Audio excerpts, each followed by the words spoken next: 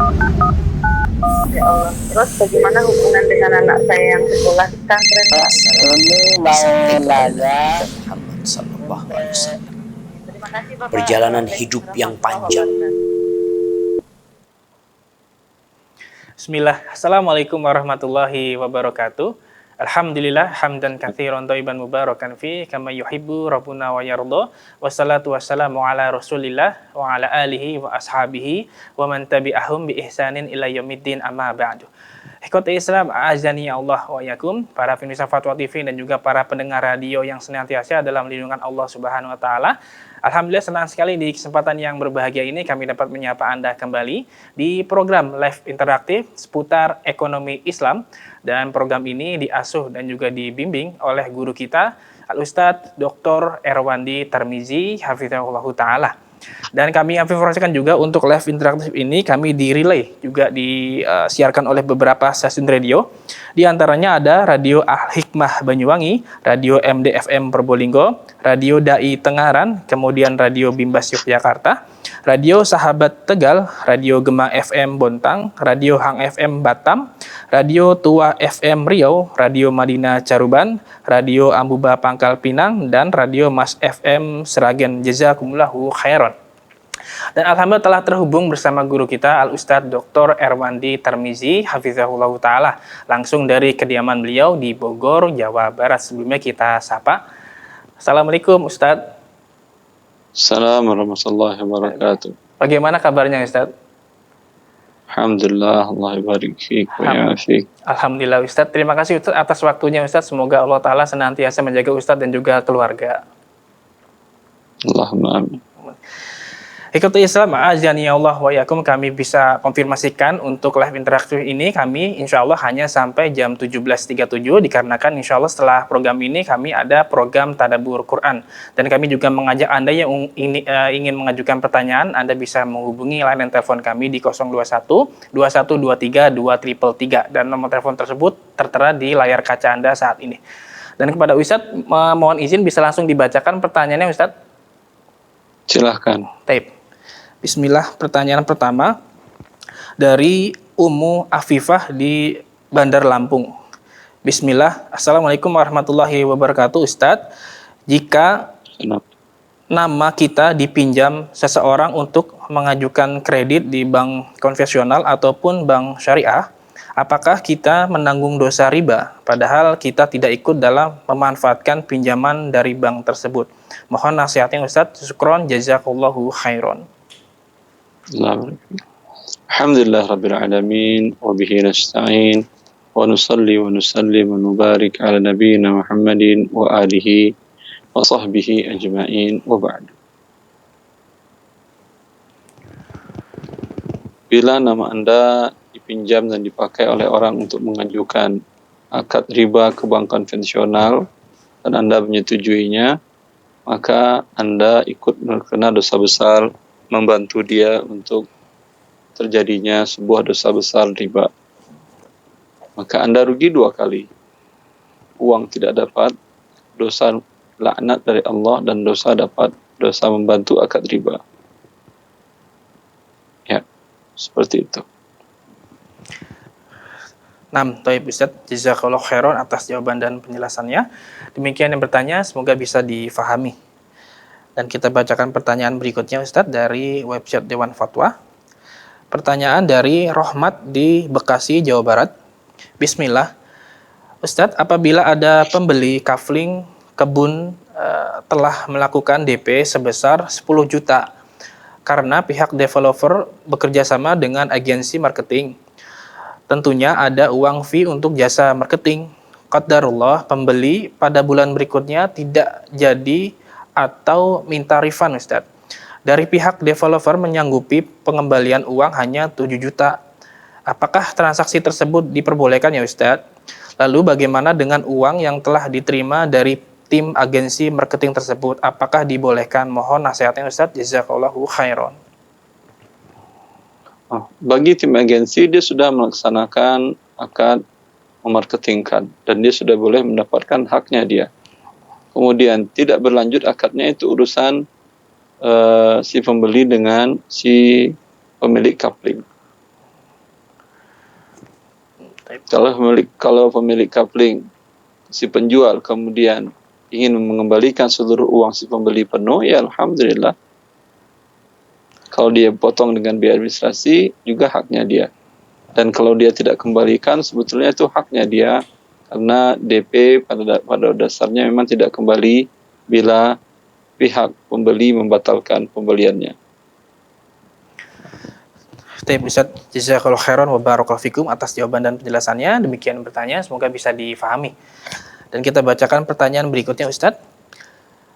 Dari hamba Allah di Jakarta Selatan. Assalamualaikum warahmatullahi wabarakatuh Ustaz. Ana ingin bertanya, apa hukum mendapatkan orderan food di bulan puasa Ramadan ini bagi driver online Ustaz? Mohon nasihatnya, jazakallahu khairan. Hukum asalnya boleh. Anda tidak perlu tanyakan, Anda ini yang pesan laki atau perempuan. Kalau laki-laki saya nggak boleh. Kalau perempuan kan mungkin dia haid, ya boleh lihat dia makan di siang hari. Ya, nggak perlu Anda tanyakan. Ya, boleh. Bisa jadi dia beli di pagi hari tujuannya untuk nanti sore. Ketika dia berbuka dia makan. Ya, dan tidak perlu Anda tanyakan maksudnya. Ya. Karena walaupun laki-laki juga boleh dia berbuka, andai dia musafir atau andai dia sedang sakit. Anda nggak perlu tanyakan ini yang pesan sakit atau tidak. Atau Anda lagi musafir atau mukim. Tidak perlu. Jelas. Baik Ustaz, Masya Allah, barakallahu fikum. Jazakallahu khairan atas jawaban dan penjelasannya. Demikian bercanda, semoga bisa difahami. Dan kita mohon izin bisa langsung bacakan pertanyaan dari Panca Nur Arif di Sambas, Kalimantan Barat. Assalamualaikum warahmatullahi wabarakatuh Ustadz, izin bertanya, bagaimana hukumnya dan apa yang harus dilakukan kalau misalnya sudah terlanjur membeli barang KW atau imitasi atau tiruan Ustadz? Mohon nasihatnya, barakallahu fikum. Wallahu ta'ala alam. Di sini ketika dia membeli ada hak pemilik merek asli yang terzolimi karena barang KW. Ya. Maka kewajiban Anda untuk mengganti hak orang terzolimi tadi. Karena Anda nggak tahu ini yang punya hak siapa. Pemereknya mungkin Anda tahu, merek terkenal X, tahu Anda. Tapi siapa pemilik hak ciptanya Anda mungkin tidak tahu. Rekeningnya Anda mungkin tidak tahu. Tapi Allah mengetahui mereka. Berapa dari transaksi pembelian Anda tambah 10% atau berapa biasanya royalti, ya. Pokoknya Anda beli dengan harga 1 juta, berarti 10%-nya 100.000. Sedekahkan 100.000 atas nama kepada fakir miskin, atas nama pemegang royalti dari merek terkenal tadi. Baik Ustaz, jazakallahu khairan wa barakallahu fikum atas jawabannya. Demikian bertanya, semoga bisa difahami. Dan ikhwatul Islam, ajani Allah wa yakum, para pemirsa Fatwa TV, kami informasikan yang jika Anda ingin mengajukan pertanyaan khususnya perihal ekonomi Islam, Anda bisa menghubungi layanan telepon kami di 021 2123 2333 2333 maksud kami. Dan mohon izin bisa langsung dibacakan kembali Ustaz pertanyaan di website. Pertanyaan berikutnya dari Erlina Hermawanti. Oh ya, alhamdulillah sudah ada penelpon yang masuk Ustaz, kita angkat dahulu. Assalamualaikum Fatwa TV. Assalamualaikum. Ya, dengan siapa di mana Bapak? Hamba Allah di Sumbar.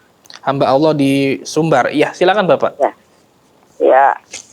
Ini mau tanya Ustaz, ada orang warisan belum dibagikan ke berapa lama setelah meninggal orang tuanya. Apa rasanya orang tua yang perempuan yang ibunya nak mau membagikan karena ada salah satu dari anaknya membutuhkan dana, jadi belum bisa dibagi. Apa hukumnya bagi orang tua itu Ustaz? Ataukah berdosa anaknya suruh bagi sekarang Ustaz? Sudah berapa tahun? Dah lebih 10 tahun. Iya, Bapak. Anaknya tidak berdosa, yang berdosa adalah orang tua yang menghalangi tadi. Iya. Ya, kalau bisa minta ke tokoh agama di daerah tempat tinggal untuk menasihati orang tua tadi. Ya, kalau dalam kondisi sangat terpaksa umpamanya anak boleh mengajukannya ke pengadilan agama biar pengadilan yang menyelesaikan. Oh gitu, ya. Satu lagi Ustaz. Ya, silakan Bapak. Ini yang mengenai apa zakat. Zakat itu jatuh temponya bulan Syawal. Tapi didahulukan sekarang bulan Ramadan separuh, terus separuh lagi nanti apakah boleh Ustaz? Assalamualaikum. Boleh mendahulukan zakat dari sebelum jatuh temponya dibolehkan. Boleh. Menunda tidak boleh. Menunda berdosa. Ibu kalau gaji ibu didahulukan boleh apa tidak? Boleh lah. Kalau ditunda boleh? Mungkin enggak. Iya, tak ada orang yang mau. Apalagi ini kewajiban kepada Allah Azza wa Jalla. Oh, Ya. iya. Kalau dalil yang boleh mendahulukan itu pada dasarnya dia pada jatuh temponya, namanya ibadah kan pada waktunya. Ya. Puasa pada waktunya. Salat pada waktunya. Anda majukan tentu tidak sah. Tetapi dalam masalah zakat ada hadis Nabi SAW di mana Rasulullah meminta kepada Abbas untuk memajukan zakatnya 2-3 tahun ke depan ketika Rasulullah membutuhkan dana. Jadi Rasulullah mengelola negara di Madinah di waktu itu ketika negara defisit anggarannya bukan dengan cara berhutang, tapi meminta kewajiban dibayar di depan. Harusnya para sahabat yang kaya yang biasa memberikan zakat, membayar zakatnya sekali saja tahun ini, tapi karena defisit anggaran negara, maka Rasulullah meminta mereka membayar 3 kali untuk selama 3 tahun ke depan. Jadi nanti tinggal tahun ke depan disesuaikan. Umpamanya zakat dia per tahun 10 miliar. Karena negara butuh dia bayar 30 miliar. Tahun depan dia bayar lagi tidak. Boleh, Ustaz. Masih ada depositnya sebanyak 20 miliar. Ya, tahun depan dia hitung lagi zakatnya. Andai zakatnya 10 miliar pas. Andai zakatnya lebih, berarti tinggal depositnya lagi dari 20, umpamanya 15 zakatnya tahun depan. Berarti depositnya tinggal 5 lagi. Di tahun ketiga, dihitung lagi zakatnya di waktu itu, ternyata zakatnya ada 20 juta. Berarti kurang 15 sudah dia bayarkan. Yang 15 miliar lagi yang dia bayarkan di tahun ketiga. Seperti itu. Ya, Andai berlebih, tinggal dipanjangkan waktunya. Ya, Ibu, hamba Allah sudah jelas, Ibu? Ya, ini satu lagi, Ustaz, boleh kan anak kandung berzakat? Bagaimana, Ustaz? Boleh anak kandung berzakat? Tidak boleh. Oh, ya, boleh ya. Assalamualaikum, terima kasih Ustaz. Ya, sama-sama. Assalamualaikum warahmatullahi wabarakatuh. Terima kasih Ibu di hamba Allah di Sambas. Barakallahu fikum, semoga bermanfaat jawabannya. Dan kita langsung bacakan pertanyaan berikutnya, Ustaz, dari website. Pertanyaan berikutnya dari Erlina. Ya, pertanyaan dari Herlina Hermawanti di Banyumas, Jawa Tengah. Bismillah. Ustadz, apa yang harus saya lakukan sebagai seorang istri jika suami meminjam uang ke bank dengan cara meminjamkan sertifikat 2 rumah, orang tua suami dan rumah kami? Uang tersebut digunakan untuk modal proyek. Kemudian berjalannya waktu, proyek yang dijalani mengalami kegagalan dan suami saya tertipu. Kemudian kami harus mengembalikan pinjaman bank dengan cara menjual barang-barang seperti mobil, motor, dan uang tabungan kami untuk menutupi setengah dari hutang bank. Bagaimana agar kami bebas dari jeratan tersebut, Ustaz? Mohon nasihatnya. Jazakallahu khairan. Qadarallahu ma syaa fa'al. Harusnya Anda nasihati suami sebelum jatuh ke perbuatan riba. Tapi setelah jatuh ke perbuatan riba dan terjerat riba, tentu tidak ada lagi yang bisa diberi nasihat kecuali Anda berdua bertobat kepada Allah Azza wa Jalla, yaitu hentikan riba, semua aset Anda bisa dijual, ditutupi pokok hutangnya. Ya. Ustaz, Masya Allah, jazakallahu khairan wa barakallahu fikum atas jawabannya. Demikian yang bertanya Ibu Erlina, semoga bermanfaat jawabannya. Dan alhamdulillah kita angkat kembali penelpon yang sudah masuk. Assalamualaikum, Fatwa TV. Assalamualaikum, Fatwa TV. Waalaikumsalam. Ya, dengan Bapak siapa di mana? Dari Pak Ali dari Medan ini. Oh iya, silakan Bapak Ali. Nah, Assalamualaikum Ustaz. Assalamualaikum warahmatullahi wabarakatuh, Pak Ali. Mau tanya ini Ustaz. Kalau kita memberikan zakat fitrah, misalnya satu rumah itu ada 6 orang, bolehkah kita berikan itu kepada seseorang aja? Satu. Yang kedua, bolehkah ia diganti dengan uang, mata uang? Maksudnya nggak beras, mata uang. Dan yang ketiga, bolehkah itu diberikan kepada selain atau ke 8 mustahak? Apakah untuk fakir miskin saja atau beran ambil Ustaz? Terima kasih Ustaz. Assalamualaikum warahmatullahi wabarakatuh. Waalaikumsalam warahmatullahi Assalamualaikum. wabarakatuh. Ya, tafadhal Ustaz. Zakat fitrah diberikan kepada satu orang boleh. Berapa maksimal fakir miskin dapat? Kebutuhan setahunnya. Ya. Kalau cuma satu keluarga, dia masih boleh ngambil dari 5 keluarga, 6 keluarga, 7 keluarga masih boleh. Ya. Kemudian bolehkah dengan uang? Jawabannya tidak.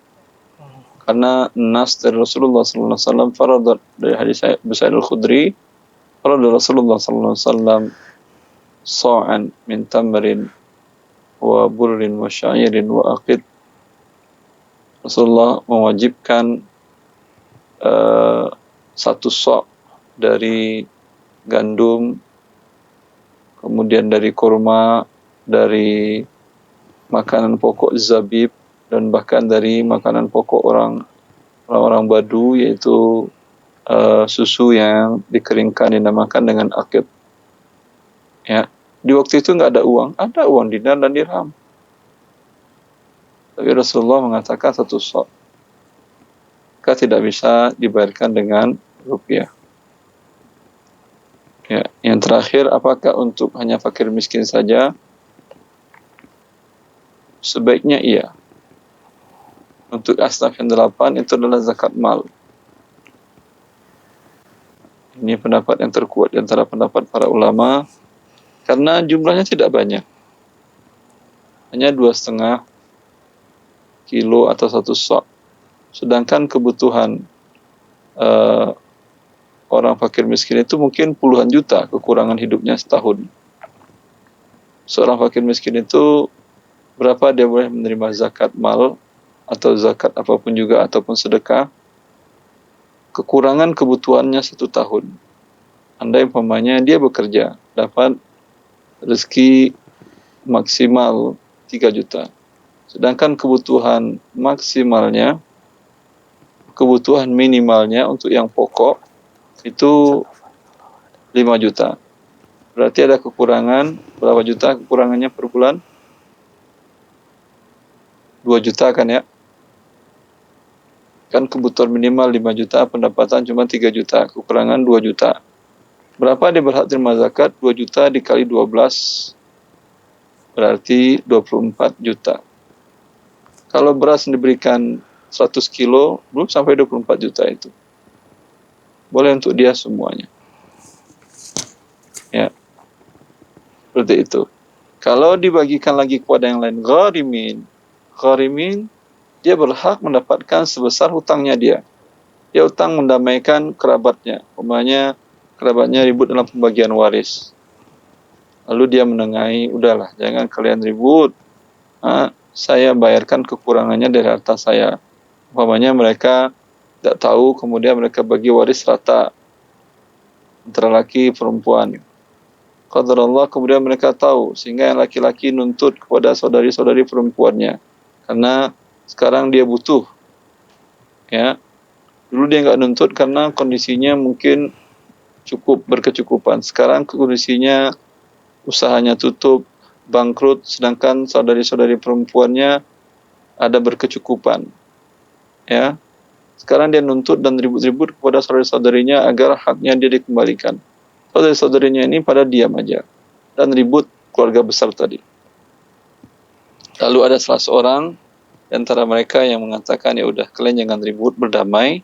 Berapa kekurangan kamu? Dia mengatakan umpamanya 300 juta. Ya, ini saya carikan nih uang 300 juta. Ya, dia berikan untuk itu. berhutang dia, itu namanya gharimi. Dia berhak menagihkan 300 juta ini kepada zakat.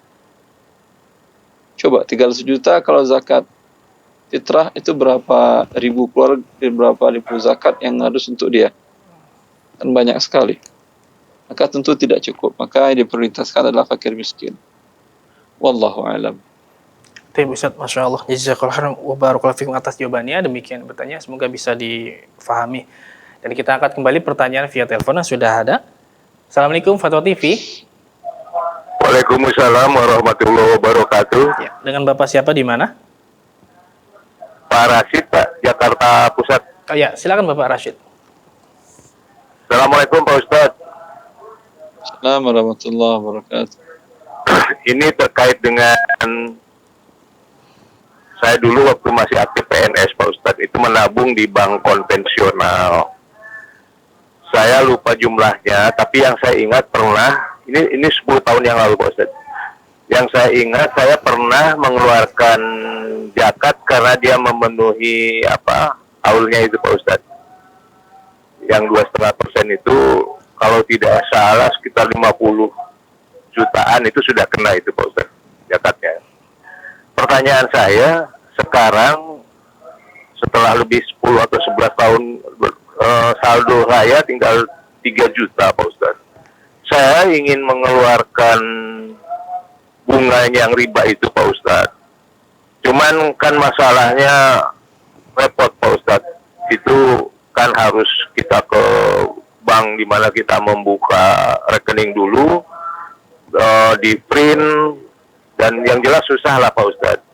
Saya bagaimana kalau misalnya dari 3 juta ini saya keluarkan 500.000 Pak Ustadz untuk seolah-olah perkiraan ini Pak Ustadz, bunga bank riba itu Pak Ustadz, untuk saya ya untuk kepentingan umum atau yang ke yatim piatu atau orang miskin gitu Pak Ustadz.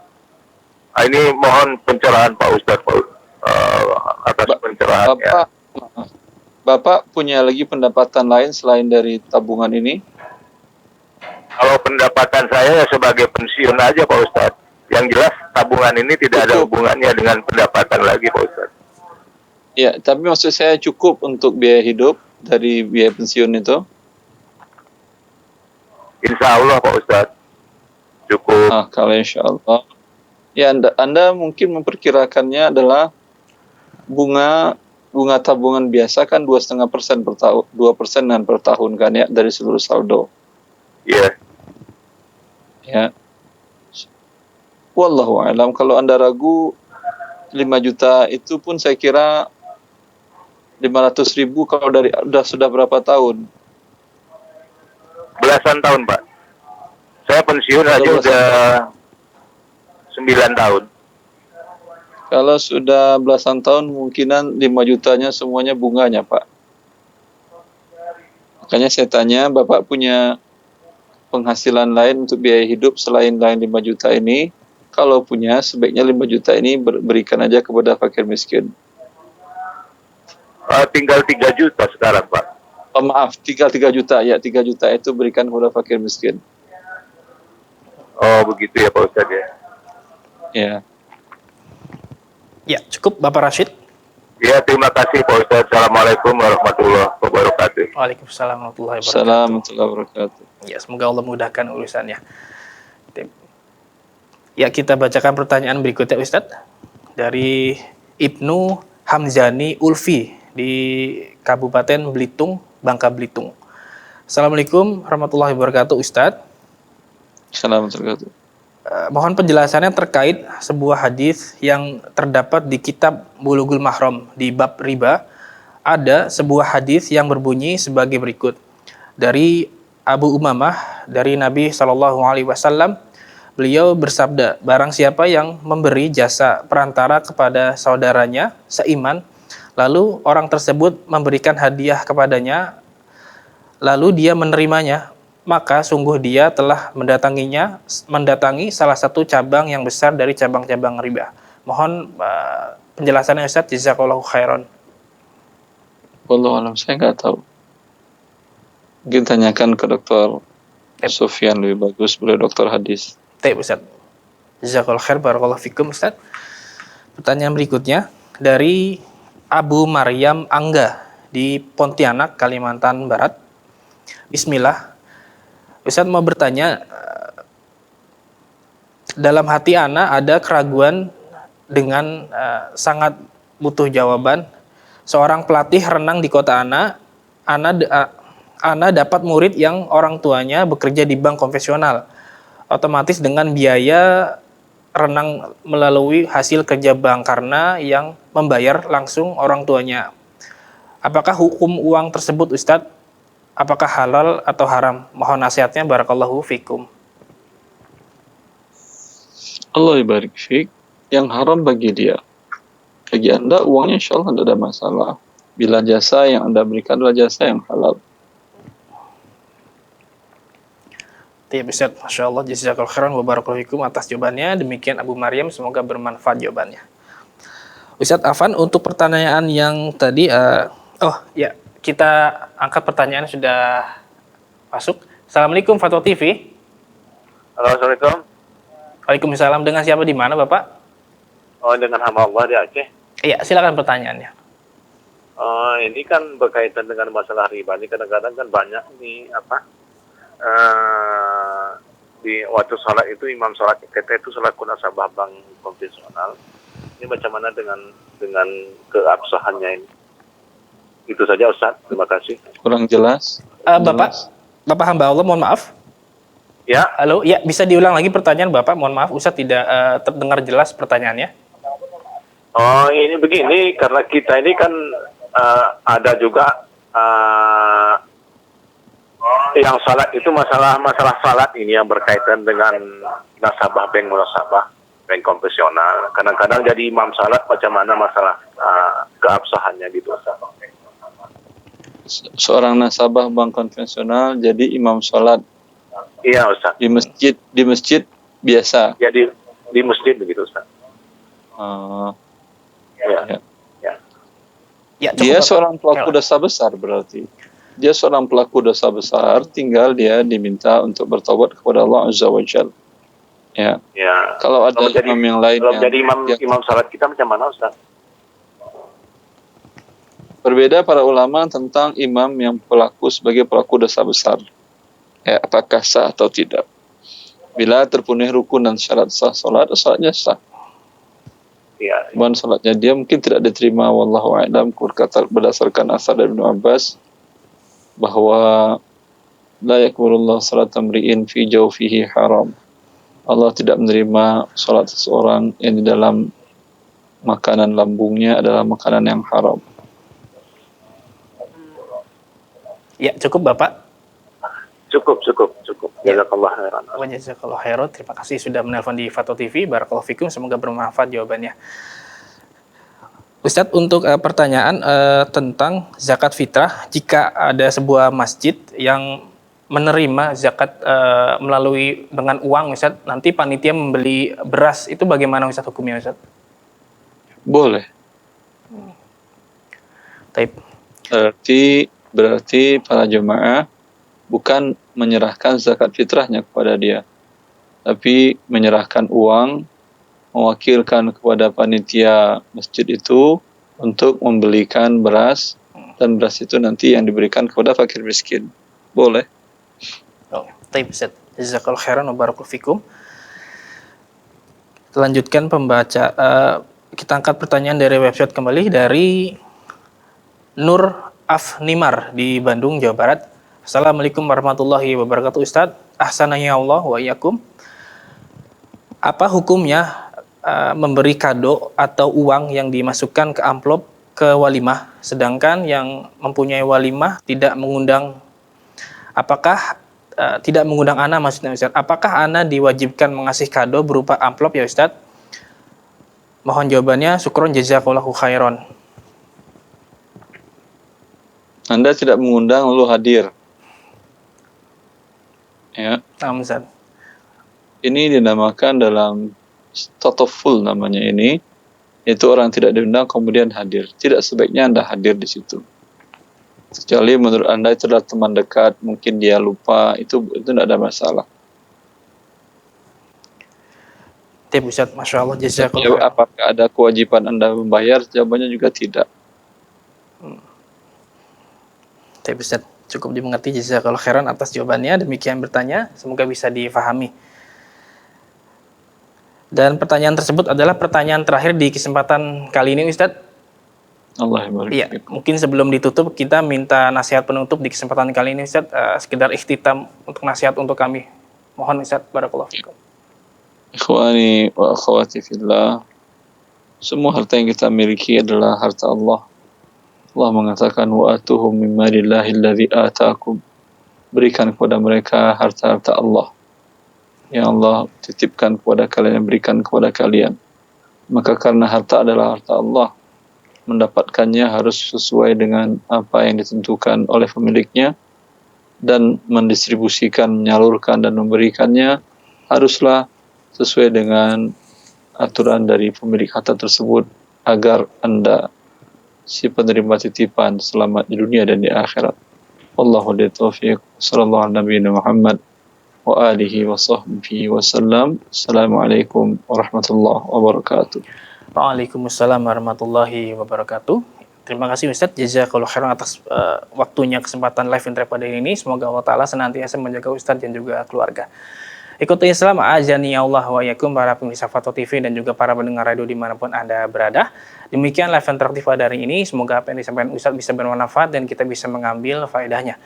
Dan kami informasikan untuk Anda ingin mengetahui kegiatan Dewan Fatwa dan juga Fatwa TV, Anda bisa mengakses website kami di www.dewanfatwa.com. Syukron, jazakumullahu khairan. Terima kasih atas partisipasinya. Mohon maaf bila ada kekurangan dan kesalahan.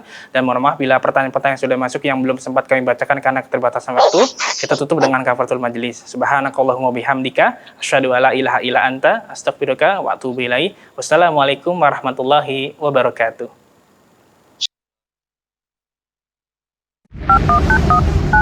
Ya Allah. Terus bagaimana hubungan dengan anak saya yang sekolah di pesantren? Ini mau nanya, Muhammad sallallahu alaihi wasallam. Terima kasih Bapak. Perjalanan hidup yang panjang